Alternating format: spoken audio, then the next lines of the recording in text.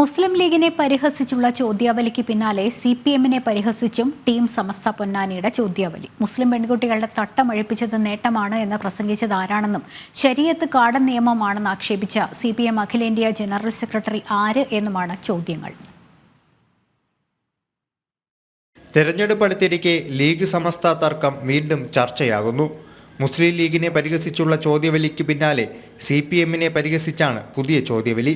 മുസ്ലിം പെൺകുട്ടികളുടെ തട്ടമഴിപ്പിച്ചത് നേട്ടമാണെന്ന് പ്രസംഗിച്ചത് ആരെന്നും ശരീഅത്ത് കാടൻ നിയമമാണെന്ന് ആക്ഷേപിച്ച CPM-ന്റെ അഖിലേന്ത്യാ ജനറൽ സെക്രട്ടറി ആരെന്നും ചോദ്യങ്ങളുണ്ട്. മലപ്പുറത്തിന്റെ ഉള്ളടക്കം വർഗീയതയാണെന്ന് പ്രസംഗിച്ചത് ആരെന്നും ഓൺലൈൻ ക്വിസ് മത്സരത്തിന്റെ ചോദ്യമാണ്. ലീഗിനേക്കാൾ വലിയ ചതി ഹംസയുടേതാണെന്നും ഹംസയ്ക്ക് വോട്ട് ചെയ്യരുതെന്നും ടീം സമസ്ത പൊന്നാനി പ്രസ്താവന ഇറക്കിയിരുന്നു. ഇതിന് പിന്നാലെയാണ് CPM-നെ ആക്ഷേപിച്ചുള്ള ചോദ്യവലിയും വന്നിരിക്കുന്നത്. പാണക്കാട് തങ്ങൾമാരും സമസ്തയും തമ്മിലുള്ള ബന്ധത്തെ വഷളാക്കാൻ സാമൂഹിക മാധ്യമങ്ങളിൽ ചിലർ ശ്രമിക്കുന്നുവെന്നും പ്രചാരവേലകൾക്ക് പിന്നിലെ അജണ്ടകളെ പ്രവർത്തകർ തിരിച്ചറിയണമെന്നും SYS-ന്റെ സംയുക്ത പ്രസ്താവനയും കഴിഞ്ഞ ദിവസം വന്നിരുന്നു.